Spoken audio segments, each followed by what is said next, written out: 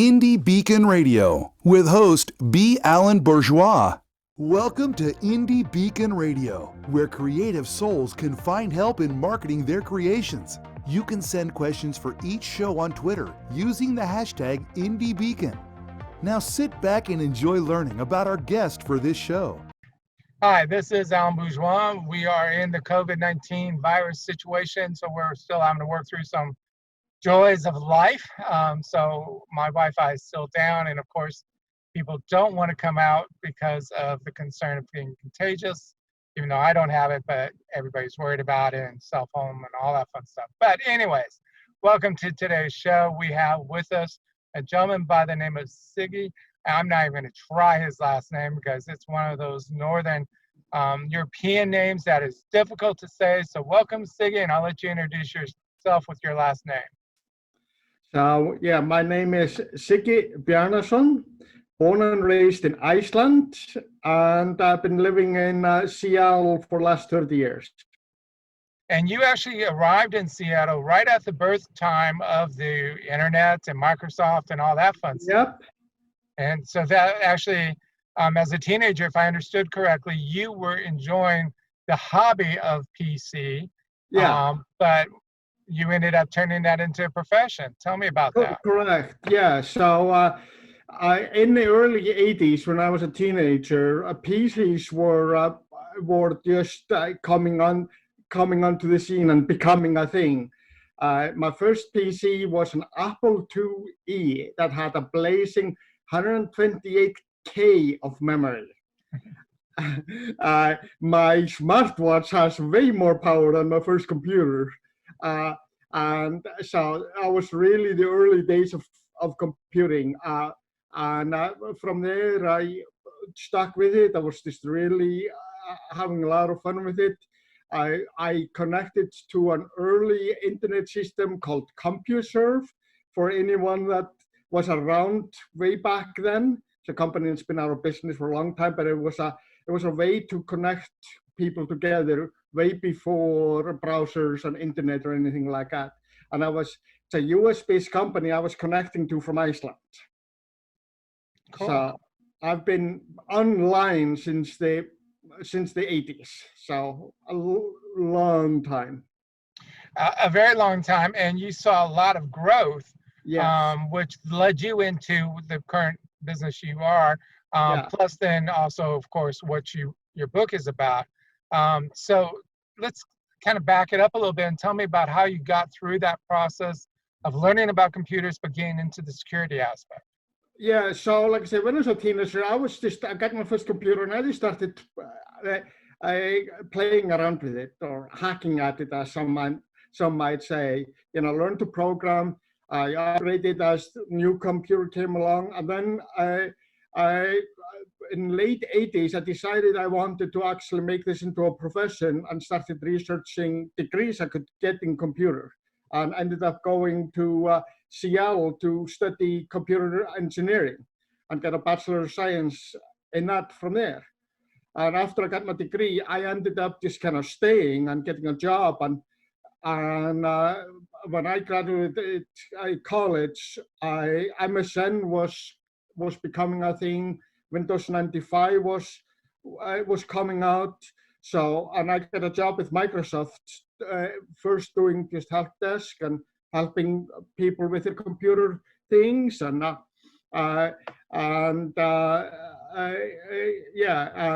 just kind of worked my way through that, and I've been in IT ever since. And I started got that job at T-Mobile about 8.5 years ago, and got into cybersecurity there a couple of years ago.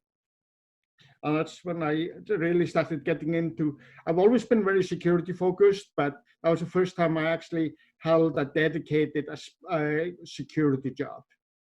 So you mentioned you were hacking in the early years and stuff like that, which wasn't a whole lot because there wasn't much going on. But through that process, though, you learned how people could actually get into a system and mess things up. Yes, exactly. And that was, and there were a lot of, interesting movies even back then, things like Sneakers and and the one with Matthew Broderick escapes me at the moment, about where he hacked into DoD computers and almost started World War II or III, I should say. You know, and it was just something I was always interested in and always kind of played around with, but never really, you know, I never became one of the hacker dudes that, you know, was really, but I just kind of watched other people do it and kind of stayed on the sideline a little bit. And then as I started working for Microsoft and building up networks, I kind of used that knowledge to try to make the networks I was building secure. And then I used that then eventually as a launch point into my current role of cybersecurity at T-Mobile. Now, with that, I mean, in 30 years, computer systems have changed so dramatically. So, I mean, you're constantly learning and trying to stay ahead of the bad guys, basically. Yeah. How do you manage to do that? I mean, it seems overwhelming. It can be overwhelming, but how I manage is because I am the type of geek that computers are my hobby.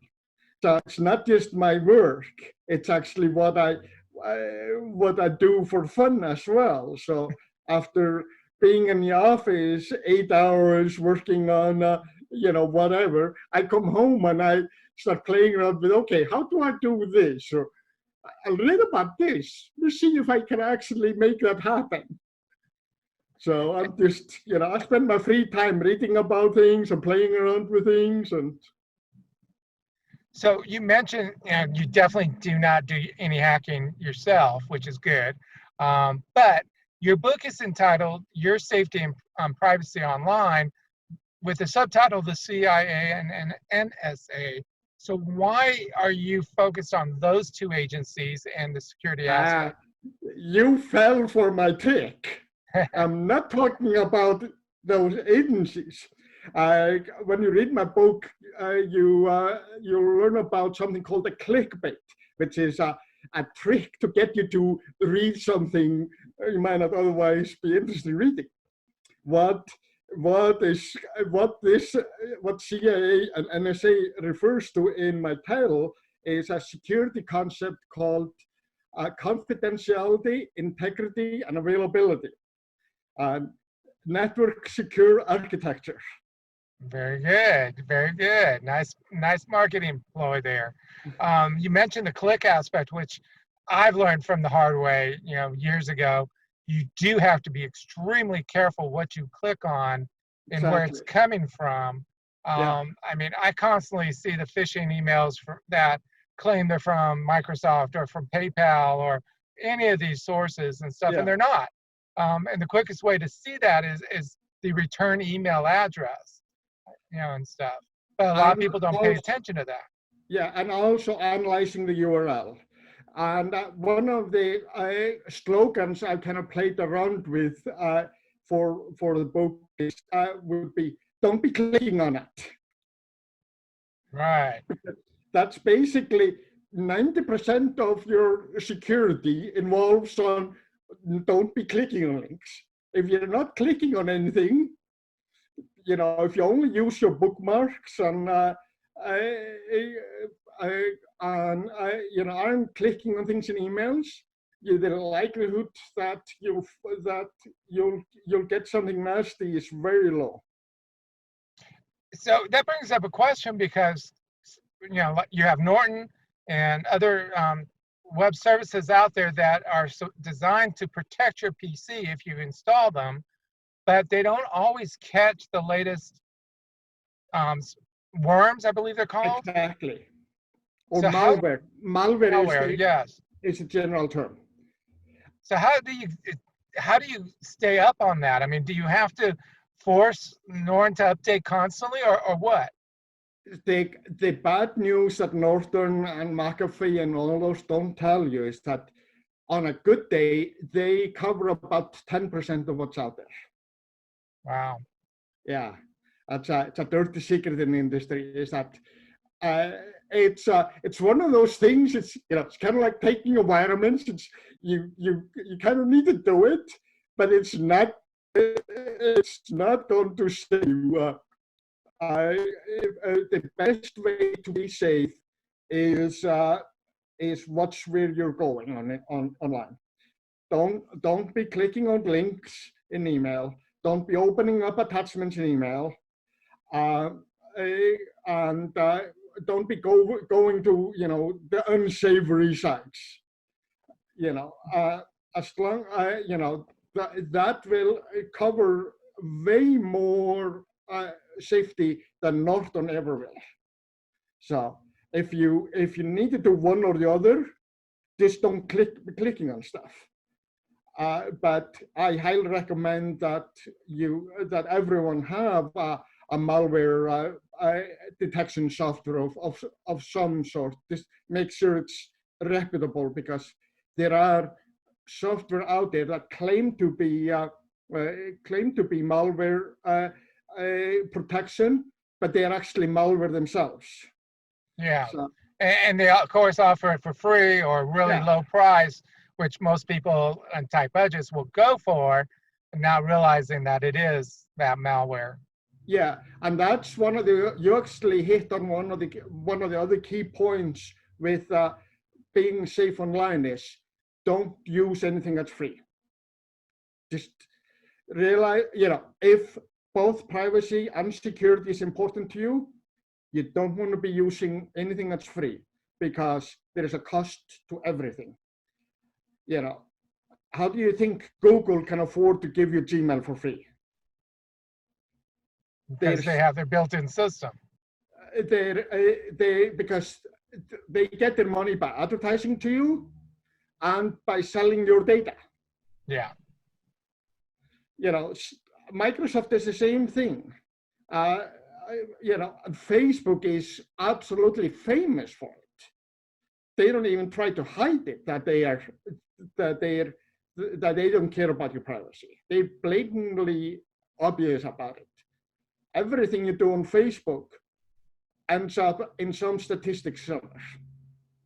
So, well, we've got just a few seconds left, but we're going to talk when we come back to the next episode. We'll be talking about a couple of the classes that you have and presentations and stuff.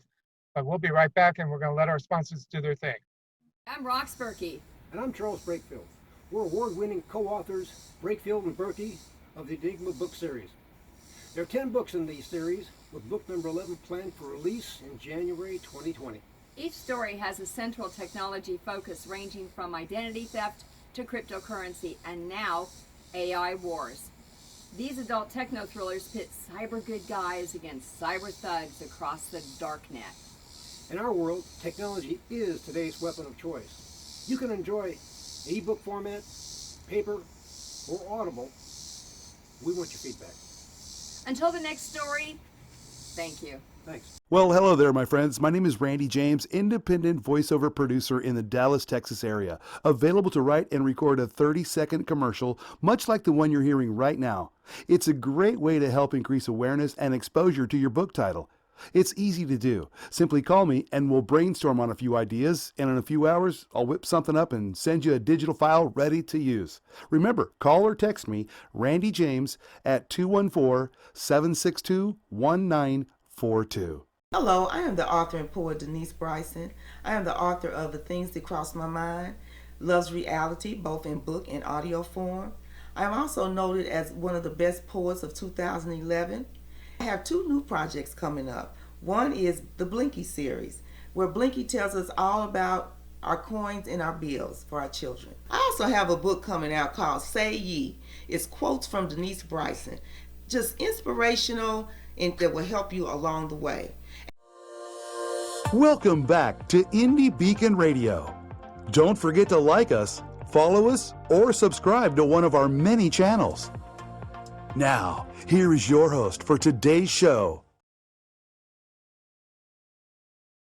Hi, this is Bjarnason Bourgeois, and we are listening and enjoying the conversation with Siggi, who is a security cyber network guru is the best way to put it. He has lots of experience, over 30 years. When Microsoft was just a little infant, he was working with them and has just grown with the industry and stuff. You have a course that is called Online Safety, which is designed for the public. So tell me a little bit about that. Yeah, basically, this particular course, online safety class, is kind of like a online safety 101 kind of. It's a 1 hour presentation that covers the real basics. Like we've been goes into a little more details about the things we're talking about don't be clicking on things, about good password management, things like that. It this kind of it goes into it in more detail, and it's a very interactive session where I have discussion with the audience about these topics and answer the questions. And now, before COVID-19, did you do these classes in person? Yeah. Okay. Are you able to also do them for online virtual classes? I have yet to do them virtually, but I am in the process of setting that up. Yeah, especially now since everybody's kind of stuck at home, but they still need to know this stuff and still grow exactly. it. In your book, do you also refer to this, or is this totally separate from your book? No, this presentation is built on the book. Okay, so if they have the book, that helps them understand things better. Yeah, and this kind of touches on some of the key aspects from the book, and in the book it goes into a lot more details. Okay, cool. In reference to the book and also your other class, you have a secondary class that is more, if I understand correctly, designed for businesses, and that's the vulnerability management course. Tell me something about that. That is a course to help companies, small and big, get their hands around protecting their enterprise systems. Because, you and me as an individuals, we got one, maybe two systems. Except for me, I got like 10 at home. But businesses have, hundreds or thousands or hundreds of thousands in case of T-Mobile of systems they need to be worrying about. And in my role as a cybersecurity engineer at T-Mobile, my responsibility is the subject matter expert and architect for their vulnerability management system. So I take what I've learned in my role there and kind of distill it into a short presentation that other business and IT leaders can take and apply in their business. So someone with your background, 30 years worth of doing this, I'm sure people are dying to have your knowledge and background. Even the young kids coming out of college who think they've got it all, they really don't have the experience as you do. So I trust you're in high demand. T-Mobile keeps me pretty busy, and it's a great company to work for. So I have no plans to, go anywhere else. I'm doing this just kind of as a side hobby, just to help people out and do something good in my spare time.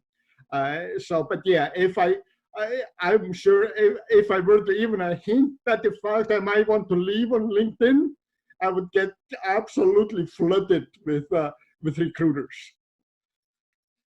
Okay, and that's always a good thing. It's always good to have that much experience in such an industry that is constantly changing. Yeah. From my perspective, working with authors, and trying to keep them up to date on everything, and then on top of that, the security issues. It's just overwhelming sometimes. You just want to just shake your head.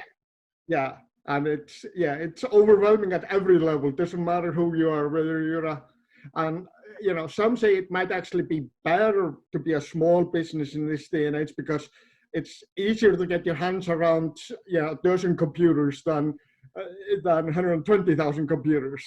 Yeah, and plus being a small business like I am, I'm sure. Well, from my experience, you're not on the target list for those hackers to go after you, even though I've had a couple websites have that happen and stuff. So it's always a challenge. Well, that is a bit of a misnomer, actually.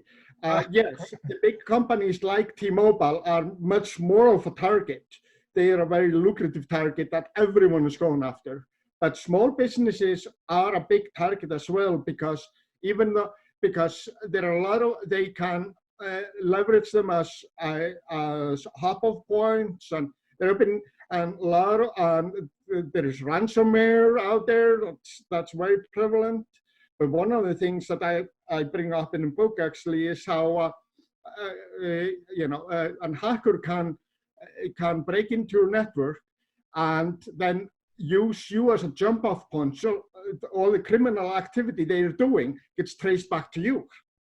Yeah, and once they've put in a worm and used that, yeah, I've heard of that. So that's a bit scary. Yeah, so when the feds start investigating, they come knocking on your door. And then you're going to have to explain yourself. And pray to God they find the worm, right? Yeah, and, usually, the feds are very good at what they do. And after they've thoroughly investigated your network, they're going to see that you were compromised. And they're going to eventually let you off the hook. But that's not going to be a fun time while they're doing that. No, I can imagine that, because they're very, what's the word I want to use, pinpointed on getting the criminal in that respect and stuff. So. Yeah. And being under investigation, even if you're innocent, is not a pleasant experience. Now, being in cybersecurity, have you actually caught something happening where you guys were used as that jumping off point and being able to stop it? Well, I can't actually comment on that. Can't comment on anything that may or may not have happened in my day job. All right, we'll leave it at that. What other things in your book can be of value to just the everyday person without giving too much away?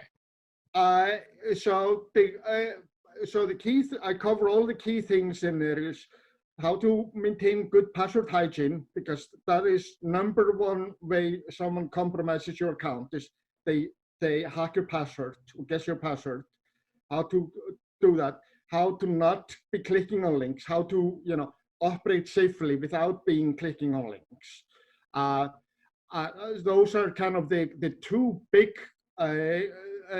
topics of the book. And then I go into a few other cases that are a little bit more on the sidelines. I do go into a little bit more advanced things, like I teach people how to actually analyze the URL, the link you're clicking on. I teach people how that's made up and how to break it down and understand what it's doing. And things like that, and elementary investigations, how they can look into what's going on. If they want to spend the time, which sometimes can be interesting in itself and stuff. Yeah. We are at that point. We need to take another break and let our sponsors do their thing, and we'll be right back. Thank you for watching or listening to Indie Beacon Radio. Our sponsor, IndieLector.store, is the only bookstore that pays authors their fair share for book sales. Help authors to succeed and enjoy a great book by supporting them at IndieLector.store. Enjoy a 10% discount with coupon code SHOPPER20 at IndieLector.store. Coupon valid until December 31st, 2020. That's IndieLector.store, coupon code SHOPPER20. What started as a love letter to her son has become an international love letter for all parents to their children. Now you can read acclaimed author Shanalee Charbonneau's story to your children. When her son was very sick, she calmed him by singing her own song to him. She turned that song into the book, My Mama Loves Me, I'm Her Little Boy. She wrote 3 more magical books for all parents and kids 6 and under. Available at Indie Lector, Amazon, and all local and national outlets. We Fiction is a fun, fast-paced writing contest for any author team to create a book based on what readers submit for plot, characters, locations, and even plot twists. Learn more about this unique contest at wefiction.dearindie.org. Authors Marketing Guild is a membership-owned organization designed to help authors succeed and learn how to better market and sell themselves and their books. Join us at authorsmarketingguild.com and receive so many benefits you'll wonder why you didn't join sooner. That's authorsmarketingguild.com. Welcome back to Indie Beacon Radio. Don't forget to like us, follow us, or subscribe to one of our many channels. Now, here is your host for today's show. And welcome back to Indie Beacon. This is your host, Alan Bourgeois, and we have been talking with Siggi, and I'm going to let him, as always, say his last name because it's one of those Northern Iceland type names that I just would hate to mess up. But we've been talking about his book, Your Safety and Privacy Online, the CIA and NSA, and I've already fallen for that little click aspect, which he talks about in his book, that false click. So, Siggi, welcome back, and please say your last name again. Siggi Bjarnason. Okay. In Icelandic, the J is a Y, it's more of a Y sound. So it's like yarn. And I thought French was crazy enough. So let's jump into a couple things. Of course, where can people find your book? Amazon. Okay. Any other places, in bookstores or anything? No, I've not gotten it into any bookstores yet. Is it only paperback or is it also ebook? It's available in all three formats. It's a paperback, ebook, and audiobook. Wonderful. Okay. And if people want to reach out to you for a possible course, whether online or whatever, how can they reach out to you? So I have a Twitter account, InfoSec Help. And my website is infosechelp.net. And you can email me at siggi@infosechelp.net. Okay, now I know the website's behind your head there, so if I can get you to move just a little bit, there we go, infosechelp.net. All righty, appreciate that. That helps people see it clearly. With the different things, do you feel your book is already outdated? There